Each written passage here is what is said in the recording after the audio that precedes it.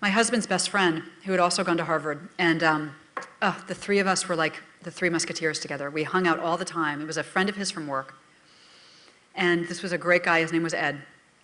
And he loved Connor, but he also loved me. And it was a very happy three-way friendship, except that I was never allowed to be alone with Ed. But one night when Ed was at our house eating dinner, Connor got up to go to the bathroom. And Ed, I still can't believe he had the guts to do this. He grabbed my hand. If you've ever seen a kindergarten teacher try to confront a kindergartner, this is what she does. She grabs the child's hand so the child cannot move away.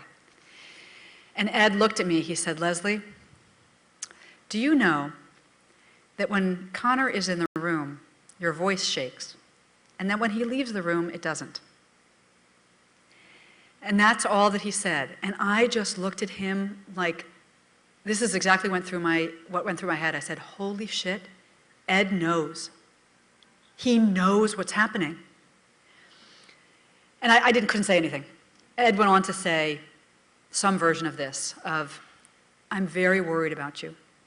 I don't want to undermine Connor because he's my best friend, but I need to know that you are safe." That's all that he said. Connor came back. I got up. But that was the beginning of the end for me, because it was one very brave person who broke through my denial, who showed me in no uncertain terms that I was not fooling anybody. Soon after that, I told my best friend from college, who I think has got to be one of the biggest-hearted people on the planet and one of the wisest. She's a pediatrician. She did what any of us would do, what I would do today. She told me, "Leave him right now. Come with me. I'm going to take care of you. I'm going to take care of everything. Leave him now." And because she was such a dear friend, I couldn't lie to her. So I looked her in the face. I said, "I can't. I love him too much." And I don't know how she heard that with a straight face, but she did the kindest thing that anybody has ever done to me. She looked back at me and she said, "You know what? I understand. I think you're lucky that you found somebody who you love so much. And I'm still going to stick by you no matter what. And I just want you to know that you can always call me. You can show up at my house in the middle of the night. I'll come get you in the middle of the night." She lives 6 hours away.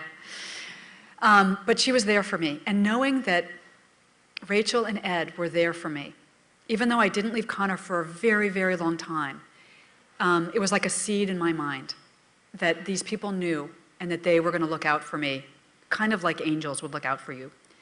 And I still am to this day very sorry for what I put them through. I didn't know at the time what kind of torture it was for them, seeing me with him every night, alone, isolated in rural Vermont. But they were there for me. There were many, many other people who were eventually there for me. The police. I am one of those stories that I was tremendously helped by the police. Domestic violence advocates and legal aids, the type of people who partner with AVDA and who AVDA funds, they were invaluable to me.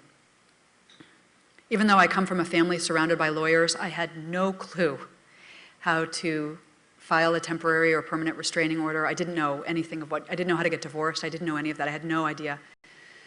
And also, I think that sometimes when you're the privileged one who's used to helping other people and volunteering in soup kitchens, etc., it is especially hard to admit that you need help and to ask for help.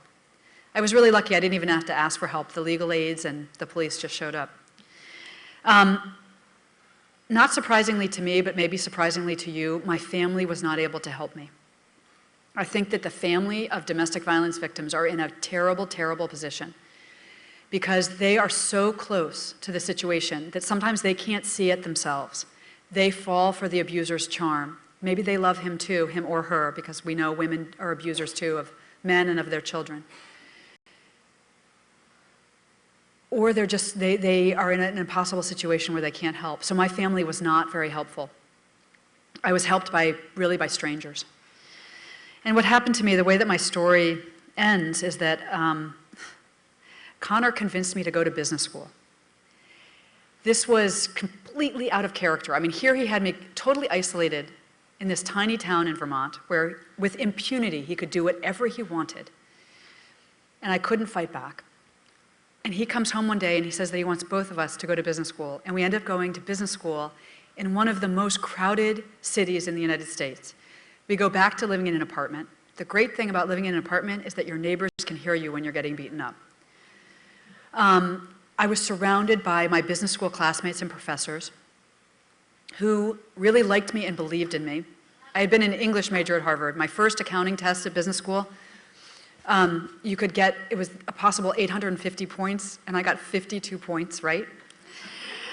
But I loved business school, and I loved the community, and I loved the people there. And they slowly, I think without realizing it, they all built up my self-esteem till I was able to say to Connor that I couldn't live this way. I was able to do maybe what I should have done from the very beginning, was to draw a line in the sand. And I said, if you ever hit me again, I am going to leave. And I really meant it. And I think that was the one and only time I ever talked to him about what he had been doing to me. He didn't hit me for 6 months. And then to celebrate the 6 months and the starting over, I planned a really romantic trip to celebrate his birthday. And I was gonna take him to Paris. He had never been out of the United States. And the night that we were supposed to leave, he decided we weren't gonna leave, that we were not gonna go. He had no reason. It was just that he didn't wanna go.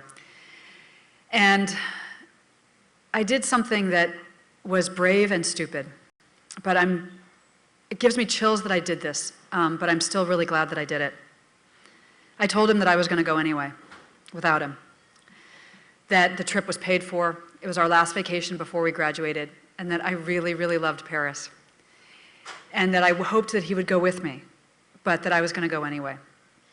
And I have a little video that I'm gonna ask Chris to play, because even now, even though it's been almost 20 years, I have a very hard time reliving that night.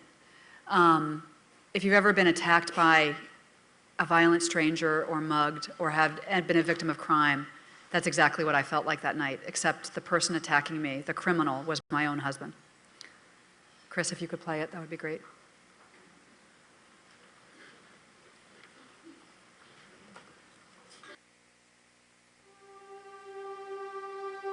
From the bedside, he picked up my favorite wedding photo. I closed my eyes as he broke the picture over my head. Small, bloody slits like paper cuts sprang up across my forehead and cheeks from the shards. I didn't see Connor's foot pull back, but suddenly my rib cage exploded as if hit with a sledgehammer. An ominous intensity I'd never felt before characterized his movements. I heard the sounds of my own screams, as if there was some other woman in our apartment screaming her head off. He grabbed my neck with both hands, those fingers I'd loved circling my windpipe easily. I could smell his sweat layered over our laundry detergent on his blue button-down shirt. "Shut up, shut up, shut up," I heard him yell. He squeezed my throat until I could not make any more noise. When I came to, I had no sense for how much time had passed. 10 minutes? 10 seconds? Maybe my entire lifetime? Connor stood in the doorway. He flinched with relief as I opened my eyes. My stomach and ribs felt as if a hunk of ice lay wedged inside me. The old cliche came true, and a parade of faces I might never see again passed before me. My mom, my sister, my best friend from 3rd grade. My love for Connor seemed completely irrelevant. "Connor, I love you," I said softly. "I know you don't want to do this. Of course I won't go to Paris without you. Just stop what you're doing. I love you so much, I'll do anything for you. I am so sorry." I didn't take my eyes off his face. Connor bowed his head and began to cry. His apartment keys jingled as he took them out of his pocket and carefully placed them on our bedside table on top of the broken wedding photo, a twisted peace offering. He picked his blue coat off the rack in the hallway. "I'll call you tomorrow," he whispered as he left, still choking back tears. As soon as the front door to the building banged shut, I reached for the phone and called the police.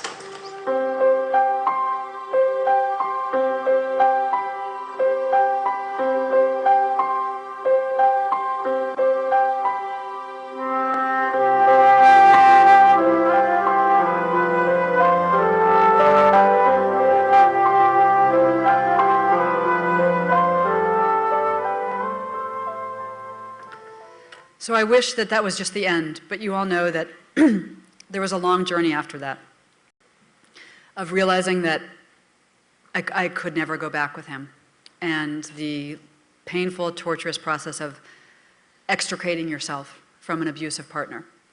I had to pay him to get divorced.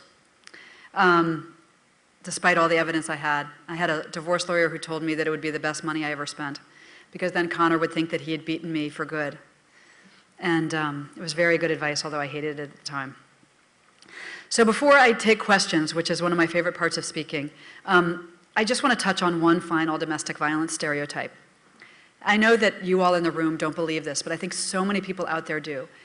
They believe that once you are a victim of domestic violence, you're damaged goods in some way. You know, that it was somehow there was something wrong with you, that you were vulnerable, that you let somebody beat you. And I'm just here to say that that's completely not true. I think more than anything else, victims are just in the wrong place at the wrong time, and they have very open hearts, and they believe in people who we should not believe in. And victims do go on to rebuild our lives. As I said, I've gotten hundreds of emails from women of all religions, all education levels. One of my favorite emails was from a gay man who said, you know, Leslie, I can't believe this, but you told my story. I think, you know, we were involved with the same person because it was so similar. I think the thing that I learned most from being an abuse victim and then writing Crazy Love and speaking out is that abuse thrives only on silence. And that the way to end abuse is to talk about it. So I would like to ask everybody in this room to go home or back to work or back to school or wherever you're going today and talk about this lunch and talk about what AVDA does and talk about what you heard. Because you just never, ever know who you're going to help. And it's particularly important to speak to children about domestic violence, which I know is a very hard thing to do. But I have always spoken to my children about it. Children are victims too, and they're the most heart-wrenching victims, as you can tell from the video that we saw earlier. Kids don't have any choice. You know, I had a choice. I didn't feel like I had a choice, but I did have a choice to leave. I was an adult woman, but kids don't have a choice. And if you talk to your children, the likelihood is that you all know somebody right now who's being abused. You know a child who's being abused. You know a woman who's being abused. And the likelihood is that child is going to come to your child first. And your child can really change the world and change that person's life if they react not by dismissing it, by coming to you and telling you. You know, my friend Joey said that his dad or his mom hits him. And it's happened to me with my own children, that they have come to me and said, you know, so-and-so said this. Do you think it's serious? You know, my daughter first came to me with a question like that when she was 9 about a classmate. We all have the power to support domestic violence programs in our communities and to, in our own small way, to end domestic violence, mostly just by talking about it. So thank you very much. I'd love to hear any questions or comments that you have.